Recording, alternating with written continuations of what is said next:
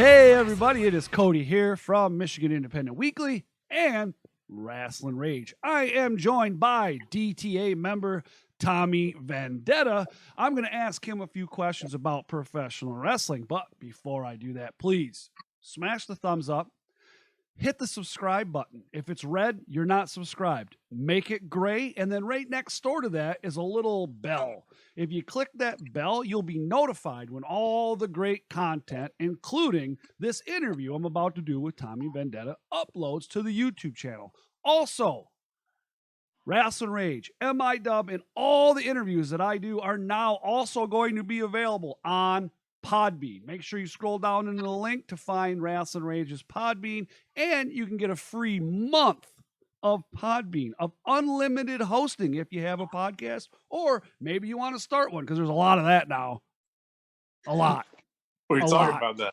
Yeah, we were just talking about it. Exactly. So, Tommy Vendetta, what's up? How you doing, bro? What's up, man? How you doing? Thanks for having me.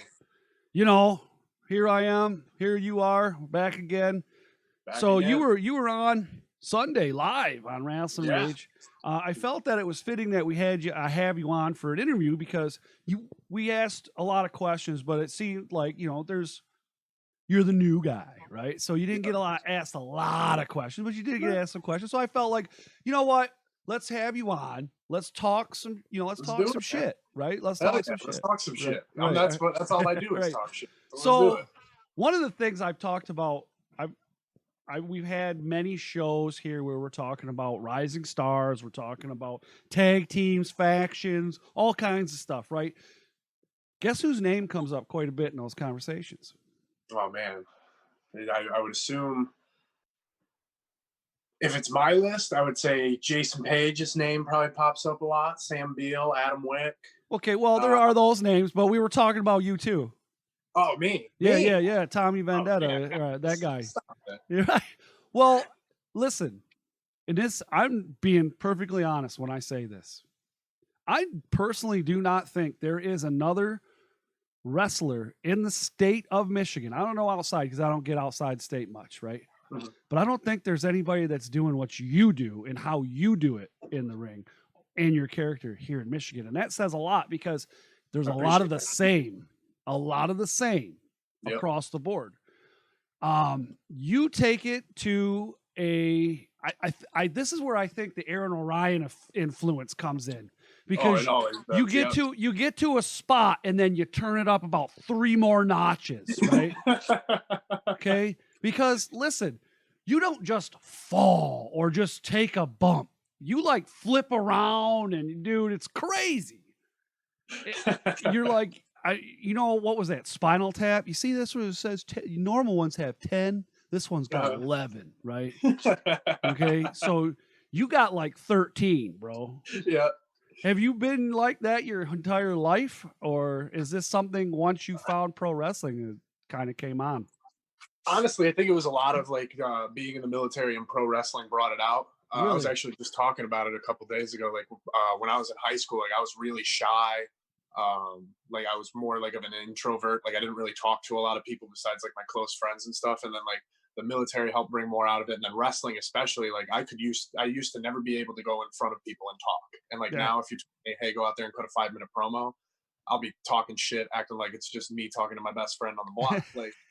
So I think the turning the knob up kind of came for me with wrestling more so because I got to see the aggression that I have in my everyday life, and then I found a way to harness it and then put it into something else and just jack that up. And that's the one thing that guys like Aaron Orion, Jack Price, Jake Something, Rohit Raju or Hakeem Zayn, they were the ones that really drilled it into my head. They were look, you need to be yourself, but turned up to 1 billion. Right. To be people love.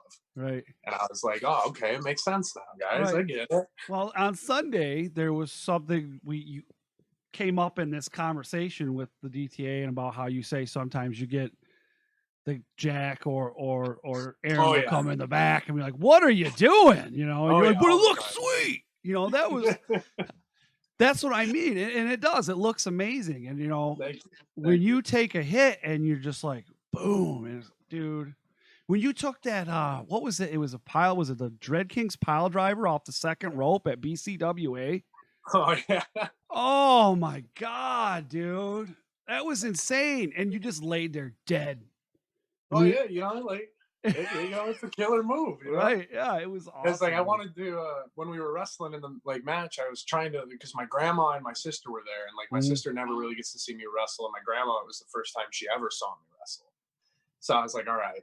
And then when I'm climbing up on the turnbuckle and starting to mess with Logan, and I know it's coming, like I know the pile driver's coming, I look right down and I see like my family right there, and I'm like, oh, they got a front row freaking seat to this thing. And then I just see my poor innocent grandma, and I was like, she's about to think I'm dead. Right. And then I go and I'm dead. And then they're getting ready to leave, and they come to the back, and like I walk out, and my sister was just like, I'm so shocked that you're walking right now. And I was just like, yeah, it's all in a day's work, you know. You did it right. That's awesome, dude. That is awesome. And my reaction, I mean, I don't know if you've seen my video. Your reaction is my all-time favorite reaction to that video. It's great. Well, that's what I love about pro wrestling is, and you know, me too. Listen, we all know, okay, we know certain things, okay, but I've had many opportunities to know things, and I choose not to because I want to have the pure reaction. I want to have the pure raw emotion. For instance, like we talked about Sunday, when now you weren't in the match, you weren't involved in this because it was you versus Adam Wick that night. Or no, you and Adam Wick tagged that night. Yep. We were tagging that night. And you were the bad guys. And I got to talk a lot of shit to you. And that's awesome. That's another thing I love to do is talk shit with you. And I mean, like, talk shit. Like, fuck you. No, yeah, you suck. Whatever. I love it. But that pure emotion, that I had a raw, pure emotion. Like I really was under the impression, and I mean, they sold it good, that Alex was coming out there to save the day. And then when he spins kicks, man, dude, when he spin kicked Aaron, you can hear you can feel the air get sucked out of the whole building. And you know the guys from Heel Fan News, you know all those guys, Harper and D and Chris and all those guys and Josh. Yep. And they all told me, they said as soon as they seen Alex spin kick Aaron, because I was on the balcony, they all spun and looked right at me to see my emotion, and I was just like, literally, that was Alex kicking his dad in the face, like his real father in the face. Yeah. Like, my God. And like when I remember them calling like it all in the back, and I was trying not to hear about like anything because I wanted to like see how they did it. And I heard it. So I was like, whatever. Right. But I remember them calling it, and then they like stopped for a second. And I think Aaron was like, yo, they're going to fucking hate you. And I was like, yo. And they did, like, the second it happened, like, you could feel the change in the building. I was like, man, even in Alex, like, and I think that's a lot, and I give him a lot of crap because he's taking a little step back right now, but, he's, in my opinion, one of the most underrated performers in Michigan. People talk about your Aaron O'Ryans, your Jack Prices and stuff, but people don't really talk about Alex as much. And, like, him putting the emotion into that, and once he hit it, he stuck it and just stood there. And I was like, even me, I knew it was coming, and I was just like, man, just thinking about it gives me goosebumps, Well, I've been around Alex since the start of his professional wrestling career, and even before that, but to watch him as a bad guy is a lot of fun for me. Because I get to yell, and I don't listen. He's my instructor. He outranks me. At him that often. He outranks me, and on the floor, he can drop me like that. And it's yes, sir, Tung Su, and do it right, or else feel the wrath of Alex Weir, right? Master Tung Su. All right, but anyway. But now that he's playing a bad guy over at XI, it's been some of the best times of my life to be able to yell at him and boom. And then to watch Taylor, his sister, those are some of the best days of my life. Watching his sister yell at him like that is awesome, man. And they're all masters. It's insane. But, enough about Alex, right? Because he's off in the retire home, getting spoon-fed by some old a ladies. TikToker now. Yeah, he's a TikToker. Speaking of TikTok, your video up there with that pile driver, I think that's on TikTok. Oh man. Yeah.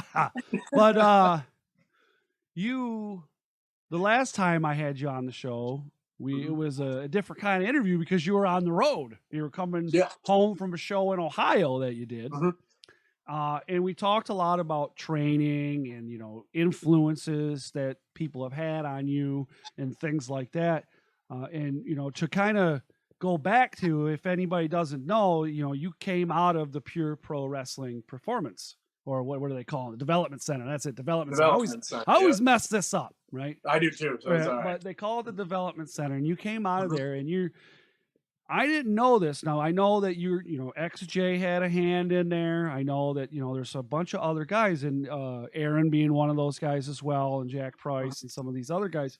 But there was something that on Sunday you were saying Nick Zero was one of your original trailers as well.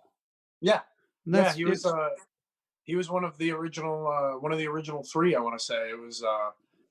It was like XJ School, so you would obviously classify him, and then I had A7s, and then Nick Zero, and then after I had them for a minute, then I had Aaron pop in. But Nick was huge for me. Like he knew all the lucha stuff, he knew all the high flying stuff, and like people look at him now and they look and they go, nah, he doesn't know all that stuff. But like once you get him in that ring and get him moving, like Nick is one of the best wrestlers that you can find in Michigan. He's consistent. He can be there for everything. While he does he bump feeds very slow, and I'm gonna say that forever. So that sucks. But other than that, like if you told me right now I had to work a 5 to 7 match with Nick, we could probably not say a word to each other and just go out there and have a good match. Like I can't speak highly enough of him, of A7s, Aaron Orion. I could talk for days about all my training. I'll tell you, a good match is I like a match where there is no words and the story's in the ring. Sometimes you can do that. Now in XI, there's a lot of talking, and it has to be though. That's what it is, and that's the draw. Right, it's awesome, right? Yeah. I'm awesome, but I've also seen times where there's been such a great match that's going on in the ring at XI that nobody's talking and everybody's just watching, and it's like the TV when you're watching the tennis match. Oh no, yeah. And sometimes, I'm not even gonna lie, sometimes it throws us off. Not like throws us off, but like we get like a weird vibe in the ring sometimes, because like we're like, man, are we like, is it that bad right now? They're this quiet, right? And then like you hear the finish, and like you hit it, and then you hear the 1, 2, and then it just unglues, and you're like, okay, I guess no, we were fine, guys. We were fine. That's great. Now, XI, they do this competition, and you were a part of it at one time, and you were eliminated, correct? Yes, I was. Now one of your former mates in the DTA, Adam Wick, is in there, and he is currently a tag team champ. Yeah, with DTA member Jay. Is that a weird dynamic or what? Is that like? Is that weird or what? It makes for weird dinner conversation, I guess. Like we don't know. We're like, because Adam's, he's not a terrible dude, but he's made some very different decisions lately, and we're just we're trying to see where he's going with it. He's still around because him and Jack are the tag champs together. Proving ground tag champs. So like, he's still around us a little bit more often than we'd like, but we're making do. Now I posted. And I know other people did too, but the match that you had against Mongo, I can't remember which episode it was. It was either 4 or 5. I can't remember. Maybe even before that. I don't know. But that might have been, they're all running together now. But talk about some insane intensity right there, man. Like you guys brought it to the house, and then it ended up going outside or something, and then I don't know where you guys took off to, but I don't know, you guys end up down the road or something. Yeah, we were beating each other's asses, man. When you got beef, you got beef. But no, like it was incredible. Like I can't say enough about my series of matches with Mongo. Like every single time it was like, I spoke about having the Survivor Series match, and me and him had like the ending of that match, and it was basically a mini match within it. And like just when we were talking about everything, we were putting it all together. Like, it was amazing just to see like both of our minds kind of melded all together. And then we made, you know, in my opinion, we made magic the first time. And then when we came back the second time, the match that you're talking about, I was like, hey man, we gotta find a way to top it. And then we spoke to DBA, and he was like, hey, you guys can go on first. And I was like, well, we're the first match of the new year, so we gotta set the bar, man. Right. And he was sitting with me. He was like, yeah, dude, let's go out there. And we asked everyone. We asked Ross. We asked DBA. We're like, is there anything like you don't want us to do? And they were like, no, dude, just go at it. And we just went out there, and like a lot of the back and forth in it was just we came up with ideas of like what we wanted to do, but we were just talking out there and like, hey man, it's my turn. Hey man, it's your turn. Hey, let's back and forth. Hey, let's do this. Hey, let's do that. Right. You know, I can't. If Mongo did the same thing, if Mongo told me, hey, let's have a wrestling match right now, I'd be all down. I'm sure you would, considering that that's all you've been talking about is, I'm just going to jump off my roof. I want to take a bump. I just want to run into the wall, do something. I don't care. Hey man, I got to do something. Right. Crazy, man. What have you been doing to keep yourself sane? I mean, but you know, obviously you're not jumping off your roof. Your mom said no. I'm trying, but I've been working out a little bit. I've been messing with my diet, messing with my workouts to see what works with me, and let my body heal a little bit. Had some like nagging injuries and stuff like that I can finally let rest and get taken care of. But for the most part, it's been pretty chill, man. I wake up, I do some schoolwork, I'll work out, play some video games, and then if it's the weekend, like I try and hang out with especially now that stuff's opening up and we can have groups of 10 gathering. I'm hanging out with the boys as much as I can. Groups of 10. Were they checking you at your driveway or what? What's that? Are they checking you at the driveway? Yeah, I know. How many people are coming into the parking lot? They've got the Google Earth van coming around with cops in it. Oh, that's the world we live in now. Lordy, lordy, lordy. So, we talked a lot on Sunday about the DTA, Death Threat Army, and the influence that they've had on professional wrestling. We didn't really hit on what DTA has done for you, because we talked a lot about Alex, and we talked about Jack, and we talked about like how you guys all met and all that stuff. But don't take any kind of offense to this, but few years ago, I didn't know Tommy Vendetta. No, yeah. I had no clue who you were, and you were still green or whatever, coming out. Still.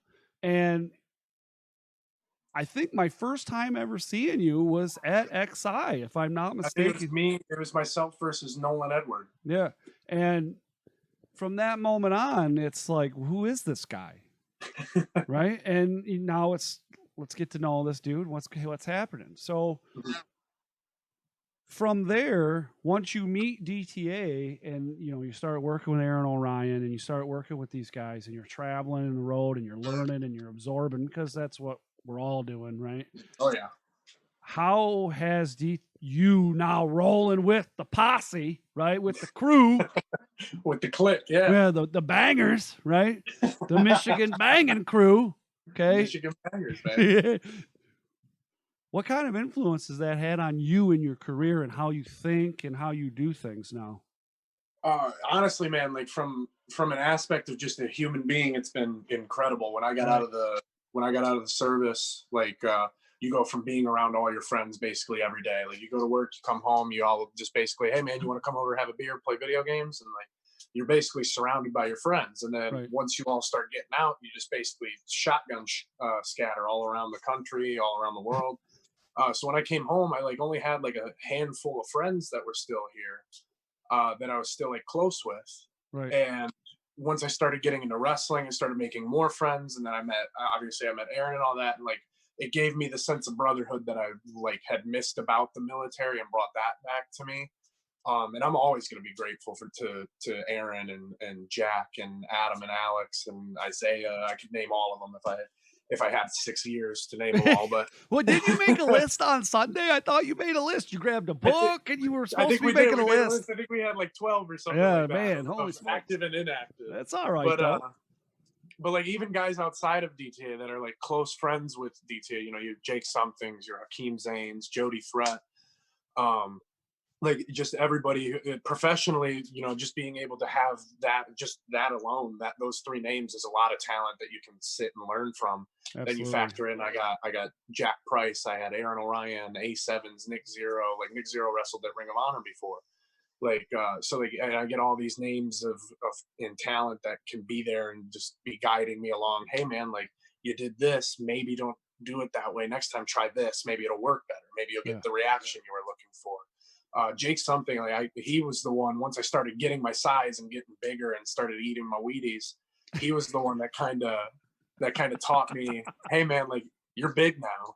Like you can't be out there taking clotheslines from dudes 3 inches shorter than you and doing a backflip out of it. Right, I was right. like, oh, okay, that makes Psychological, sense. Right? Psychology. Yeah. But yeah, DTA is, and everybody will always, talk about, and I know people talk and they say, oh, Tommy Vendetta has been given opportunities because Aaron Orion's his trainer. And while that might be the case, and I have been given other opportunities that some people have, motherfucker, you got to keep your damn spot. And I kept my damn spot. Right. So that's all I'm saying. Right. But, Aaron and Jack, especially, they were the two guys that basically said, hey man, here's the tools. Let's see what you got. Right. And like, they were there to like give me as much advice and guidance and all that. And they're still there to this day. Like if I had a question about anything, I'd call Aaron right now, call Jack, and they'd be like, oh yeah, man, like let's do this. What about this? What about that? So they're a huge aspect just in the wrestling world, and as me as like as a man, they're a huge aspect. I don't really do anything in my life without contacting Aaron anymore. Like if I have a big life choice, I'm like, all right, hey dad, what's up, man? So he gets annoyed by it. I think I'll be calling him at like 9:30 at night, and he's like, "Dude, what are you?" Yeah, but he's a leader. Oh, he's a born leader, and you can tell that. Oh yeah, you can tell that in the interview on Sunday. You can tell that when you see him in the ring. You can tell that when you talk to him when you're buying merch. You can tell that when you talk to him in real life. You can just tell he's a born leader, man. He leads. He leads by example. He walks with purpose. Yep. And I'm not trying to kiss anybody's ass. No, it's true. That's the truth. Yep. And I've said it, when he's in the ring, that's his ring. Yep. Doesn't matter who he's in the ring with. No, 100%. That's his 100%. Ring. Yep. And you better come correct, or else he's going to knock your teeth down your throat and let you know. Life. I've been hit by Aaron, and that's real life. That shit hurts. So, were you there the night I think you were at BCWA that Aaron had that match against Electric Ely? I was not, actually. Okay. So I watched it though. Okay, so he takes the L, and then some of the other boys come out of the back, and they end up shaking Ely's hand, and man, I don't know if you've watched our video of the match and listen, because we don't do play-by-play, we just talk, right? It's just fans talking. I love that. Right. I love it. And the reaction that we had, it's so pure. Like if you just listen to it, like no man, they're not gonna beat him. They're gonna shake his hand because Aaron's a man's man, right? And they all right there. What, in your opinion, would Ely be a fit for DTA? What do you think? It depends. I haven't seen enough of him. I've seen him a couple times at BCWA and like a couple of highlight reels and like matches that have been posted. Right. He's got it. You look at him, he's got the look, he's got the body. He can go in there and he can have sustainable matches. Look at what he did with Aaron. They've had a great match.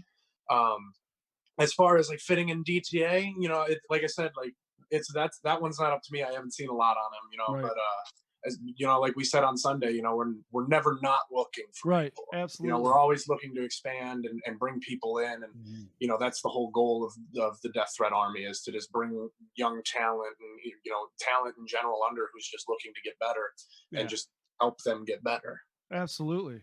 Now, as far as Tommy Vendetta is concerned, we talked a little bit about what you're doing now during this stay-at-home thing, because everything's starting to get back and people are going back to work. Matter of fact, I got to go back Tuesday, unfortunately, but yeah, I know. Gotcha. I'm going to be, and I work in a hot box shop, so I'll be, flinging parts. Let's go. Oh, yeah. But anyways, as far as Tommy Vendetta is concerned, going forward, once things get back, I don't think anything's ever going to be exactly 100% normal again. But no, yeah, we'll have a new norm. Right. Once we get back to wrestling, we'll say that once wrestling shows get back going again, and we get back in the mix of things, and everything's going again, and then we get back to full force. Is there something that you're looking to do as far as your career goes that a lot of people might not know about? Well, it's like the way that I look at it, I look at things a little bit differently. Like when you first start training, we all circle up and you go around in a circle and hey, what are your goals out of wrestling? And 90% of people are going to say, oh, I want to be in the WWE. Right. I want to be in the WWE. I want to be in the WWE. I don't necessarily want to go to the WWE or AEW, or I want to get a contract and be able to sustain myself on wrestling. But those aren't my natural actual goals for wrestling. My goal for wrestling is to go down as the greatest pro wrestler of all time. And if that's not your goal getting into pro wrestling, I'm sorry. Because if you're coming into something and you want to be second best, you've already lost. So when I started wrestling, when I started being in the military, I always tried to be the best. And so when I put in my training, when I put in the time, when I put in the effort, I study my matches. I hit up Aaron at 9:30, 10:30, 11:30 at night. I'm like, hey man, why did this look like shit? Tell me. Watch this clip. Tell me what's going on. And I've always had the drive, and especially once I have a passion for something, and wrestling is my huge passion. So once I set a goal and I just see it, I'm like the Terminator. Nothing's gonna stop me.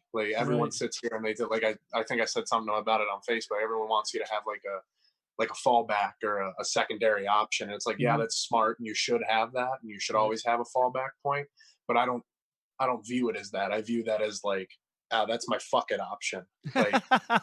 Right. Once I get to the point where I'm actually having to crawl out to the ring, and then they go, hey man, time to lace them up, time to hang them up. You're done. It's then I'll look to my secondary option. But I'm in wrestling just to be the best. If that means I gotta tear through all the competition at XICW and beat the shit out of MM3 for his title, then I guess that's what I'm gonna have to do. And if it means I got to go over to IPW and I got to tear through the competition over there, and then I got to beat my own dad's ass for the IPW title, then hell, I got to do that. Nice. But I think I sat down a couple weeks ago and I was like, what, my goals are my goals, and I have them, and Death Threat has our goals together as a unit, and I'm gonna do my best to make sure that we can do both of them together.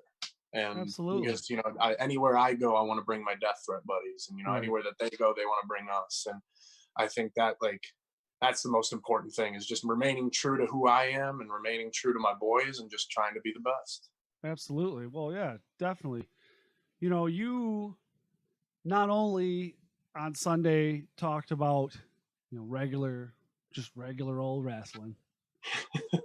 Right, but we also talked a little bit about deathmatch wrestling, right? Yes, we did. And one of the people in the chat asked, who you'd want to face and all that good stuff. Say, because you've worked for Horror Slam in the past, I believe more than once too. Am I correct? Multiple times you've worked for Horror Slam, and I love it. You've said there's been this little deep-rooted passion type thing going on where you're like, dude, I kind of want to do one. And, a little bit, yeah, a little bit. Per se, out of the Michigan, because Michigan has its own deathmatch scene. Okay, it does. Let's be perfectly honest, and they're all nuts. By the way, I'm going to put that out hands there. down. Yeah. Okay. Nuts, you crazy bastards. Anyways. Oh yeah. And they'll love that too. All right. But out of the Michigan guys here, not the guys that are coming out of GCW and coming into Michigan, not Schlack, but the Michigan guys. Yep. Who would you want to go against in a death match? Easy. I already have my top three. It's going to be Jeff King's number one. Easily, hands down. I love Jeff. I love his style. I love the way he works. Even if it's a regular match, he's incredible to watch. So many of the young talent in Michigan. He's very popular in the deathmatch scene too. Oh yeah. And so he's my number one. Number two, I would have to say, if he'd do it, I'd say Dre Jacobs. Number 2. And I think me and him have talked about it a couple of times and said like, yeah, we should probably do something. Well, he And is the extreme intense championship champ, yes, he dude. is. Yes, So, he is. Him and Jeff King went at it at that Warrior Rampage show. That's the night he was chewing on. Oh, anyways. Yup. Number 3. Number 3, after I watched their match at Horror Slam, and I've always wanted to work with him in a singles match. But Jeff King and Malcolm Monroe III had an amazing match at Horror Slam. I think it was the last one right before everything got locked down. Yep. I know what you're talking about. I just remember watching it, and I was just sitting there, and I was like, "This might be one of the best death matches I've seen in a long time." And so I think my top 3 would be Jeff King, Dre Jacobs, and MM3 would be my top 3 for nice. Get in there and tangle with. I think that would make for so. Man, talk about an interesting series of matches that could go down at XI. Oh my gosh. You and MM3 in a barbed wire. Oh, man, I'm loving it already, man. Woo. Oh, yeah, man. Oh, yeah. I'm loving it. I think about this every day. Man, you're popping my cherry over here, getting me all Twitter pated and shit. Oh, damn. Woo. Getting all sweat. Nipples are hard, man. Oh, damn. I'm sweaty over here. Woo. All right, but so goals, doing this, you're gonna be you want to be the best wrestler in the world. And there's absolutely nothing wrong with that. I remember an interview that I did with Byron Wellington a while back, and I was talking to him about when he was lined up across the ring from Sabu. And I said, tell me what it's like to be in the ring with one of the greatest dudes as far as hardcore deathmatch goes, dude. And he was like, he goes, you know what though? In my mind, I was the greatest. And I was like, you gotta have that mindset sometimes though. And I was like, dude, that's awesome, So I think there's absolutely nothing wrong with that frame of mind. And like you said, if you're not shooting for the moon, what are you shooting for? Yeah. If you ain't first, you're last, man. Exactly. Shake and bake. Shake and bake, dude. Shake and bake. Nice. I love it. Shake and bake. Could you imagine if somebody actually came out with that gimmick? And it would get over. Do you think I don't think it would last long, though. You think it? No, it would be like a flash in the pan thing. It'd have to be like a 3-4 month stretch, and then they'd have to retire. Yeah, for sure. I can see it though. I bet it would. So if you were in Kentucky, they'd love it. They'd eat it up. Oh, easily. Now I know you've been down to War. I know you've been to Rockstar Pro, which that's amazing stuff. Rockstar Pro is they're incredible. Great organization, well known throughout. They got some connections. They've doled out some of the best talent that's in Impact right now. Right, yeah, that's what I'm saying. They got some connections. They got a lot of good connections out there. Besides Ohio, have you been to Indiana or Illinois yet? And if not, are you looking to get there? And if you have, where else are you looking to go to? I was in Indiana. I was in Illinois. I actually wrestled Jeff King in a hardcore match. Oh, nice. In Illinois. And then Indiana, I was at I want to say it was a place called Destructo Pro with Jake Something. Me and Jake Something tagged there. And so like I've my goals basically for the rest of whenever wrestling comes back is get wherever I can get booked at, I'm going. So if there you go. If that's New York, I'm going to New York. If it's West Virginia, I'll go to West Virginia. If it's back down south, I'll go back down south. Like I'm pretty much down to go wherever because I'm just trying to wrestle. Right. Now you've mentioned a few names here that are known in the world of pro wrestling, and they are currently contracted by Impact Wrestling. Yes, I do believe, is Jake from Michigan? Yes. Okay. So Hakeem Zayn, Rohit Raju, whatever you're calling him this week, he is from Michigan. He's actually from Saginaw. And Jake Something's from Michigan. They're both in Impact Wrestling. How did you meet these gentlemen? Because you talk about them a little bit here, and then you talk about you've tagged with Jake Something. How did you meet Jake Something? And tell us a little bit, what you can without being, like telling us No, his address and shit. I mean, but no, please tell me. No. Yeah, get it all ready. Get it ready. I got you guys. No, I met Jake and Hakeem Zane through Aaron. Aaron was friends with them. They grew up in the Indies together through Michigan, and they became like really, really close friends. And I got to I almost actually, way back when I was greener than dog shit back then. I almost had a match. I almost had a match against Hakeem Zane at Pure Pro Wrestling. It didn't work out. We ended up wrestling other guys. But I actually wrestled him at Capital Pro, and just being in the ring with him was incredible, you know, and just talking to him backstage. You talk about a guy who has a wealth of knowledge that you should definitely, if you're a young guy in Michigan and he's on a show, if you're a young guy on any show that he's on, walk up to him, introduce yourself, and tell him to watch your match, because that's a guy that you want to sit and pick. Like, in my opinion, he's one of the most underrated performers in Impact right now. He's smart, man, and he can talk. Oh yeah, and he's great. Like you said, he can talk. He's great on the mic. He's got great in-ring work. He looks like $1 million. Like, his that Macho Man impersonation is stellar. Oh, it's spot on. Yeah. It's spot he on. did it on the interview. I was like, dude, oh man, we got you. But no, Jake's the same way. I met Jake. He came and helped out a couple of times at Pure Pro Development Center with Aaron, and just getting to hear like his thoughts on wrestling, see how he goes about, you know, structuring his matches. I've had the pleasure of working with him as a tag partner and working against him in tag matches. Aaron and I actually tagged against him and Hakeem Zane in Destiny in Canada. And it was incredible, you know, just being in there with in my opinion, they're two of the best talents that are out there right now, and more people need to talk about them. They're both incredibly gifted, whether it comes to tag team wrestling, whether it comes to singles wrestling, whether it comes to being a teacher to guys. Like, you look at a guy like Carm, and he's basically been under the tutelage of both guys as well as Aaron, and he's flourished beyond anybody's wildest dreams, especially for a guy who's came back from a bad injury, and he's just basically said, no, it didn't happen. Like, prove it.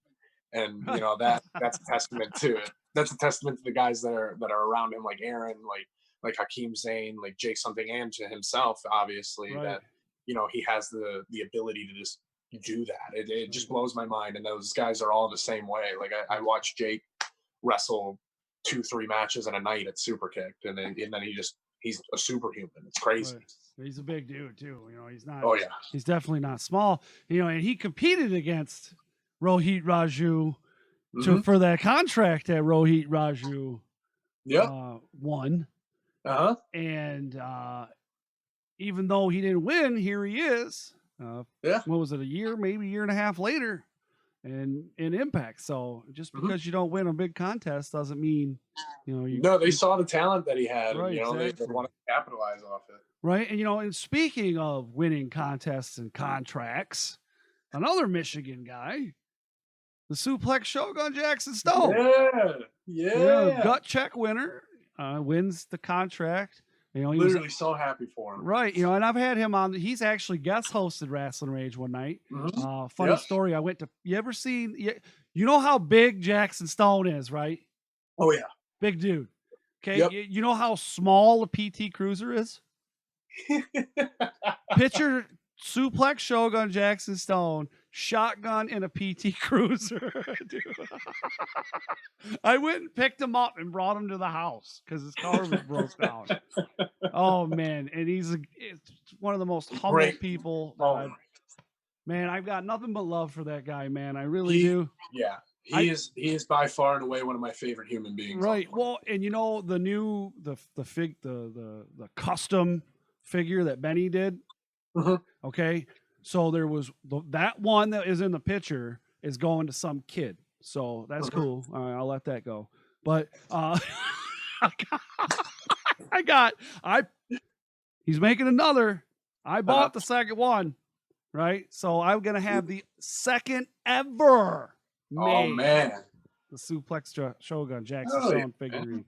And to my understanding, the 8x10 I'm going to get is his new Impact pose. So, yeah.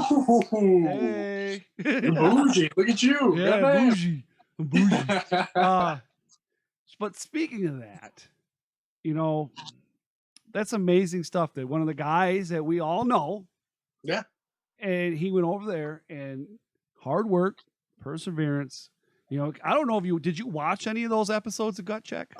I watched a couple of them, and then, you know, it was great to see them like actually showing and you know, showing the process that these guys were going through. Right. Well, did you see? I don't know if it was the first one or the second one. He has that match, and he comes back and he elbows the guy and he catches him. You know, and there was the. Yeah. Now I know they were dramatizing it a little bit. Yeah, a little bit. But I mean, I was a little worried then, man, because you know he's my boy. You know, like I saw it. I remember and you know, I don't know. I can't remember what the name of the guy was, but like you said, they dramatized it a lot. I remember. I think Jack sent a clip of it in the Death Threat group chat, and was like, "That didn't even look like it hurt that bad." And I was just like, "Yo, they're blowing this one up. Come on!" And I was like, I said the same thing. I was like, I really hope that they don't try and like put that on him for the finish. Yeah. So I was a little worried. But I was happy about it. Yeah, but then to see him, you know, get the Scott D'Amore and Johnny Bravo hand him the contract or the envelope or shake his hand. Such a good feeling. Oh, such man. a great feeling. And I interviewed him the second time I interviewed him. He already knew, I guess he said. Oh, wow. And he couldn't tell me. He had to fave it, you know? Yeah, and he couldn't tell me. He wanted to. He said so bad, but he couldn't. And I was like, no, man, that makes you the professional that you are. Yep. You know what I'm saying? And yeah. And then he came on the show again. So good stuff there. Now, my question that leads to this great conversation we had about one of our homeboys, right? Yeah. Would you enter into one of those things? Would you do that? Yeah, obviously. I think anyone who says that they wouldn't is just bold-faced lying to you. Any opportunity that you can get to further your career and take an opportunity to get on TV and put yourself out there more. That's everyone's overall goal. You know, you want to make it as far as you can in this business. So why wouldn't you go out of your way to do that? Look at Carm in the same perspective. He went to an Evolve tryout, and you know he got to wrestle with Evolve a couple times. Yeah, you know, like you put yourself out there and you get known, and now Carm's all over the place. You know, same thing with Shogun. He's all over the place. You know, I remember a couple months ago, maybe almost a year ago, when Shogun started coming down to Rockstar Pro while I was there, and I was like, dude, yes, you need to do this, like, because you're good, right? And like, and it's just finally great to, you know, be able to see that pay off for him and for guys like Carm. You know, I love seeing my dudes get like success and stuff like Absolutely, that. Man, absolutely. And you know, he's a good dude too, and it's good to see that happen. And I would really enjoy, you know, I wish they would do something.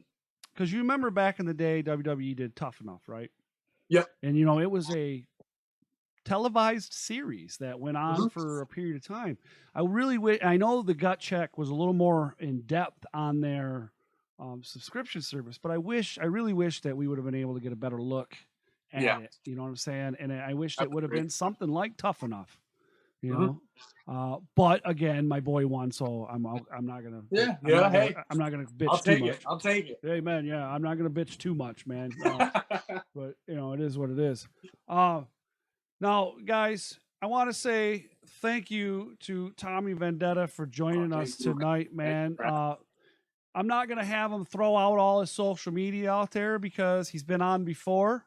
And I'm just going to put it all down there in the description. Make sure you follow him on Instagram, Twitter, and Facebook. My OnlyFans account, you know, just, you know, anything you can get me on. You know? Right. YouTube, TikTok, I don't know. Plenty of fish. I don't know. Yeah, I don't know. I don't know. Pornhub account. I don't know. Yeah. So listen to this guy. But good stuff, man. It's always a pleasure having you on and always sitting and rapping with you, man. Thanks for having me again. Yeah, oh yeah, for sure, dude. You know, I can't wait to get back to XI and any promotion for that matter. I don't care. You can throw anything. I'd be backyard wrestling for all I care at this point. But hey, you never know. We got groups of 10. You might be seeing something soon. No. Maybe I heard some rumors. There's an undisclosed location type thing going down. You never know. Yeah. But who knows, right? We'll see, man. Yeah, we'll see for sure. But thank you again for joining me. Again, guys, scroll down in the description, click the links, follow. Don't forget over there. Subscribe over here. Make sure you do that. Click the notifications and listen on Podbean. My name's Cody, and that gentleman sitting right there is Tommy Vendetta, and we're out of here. Ooh.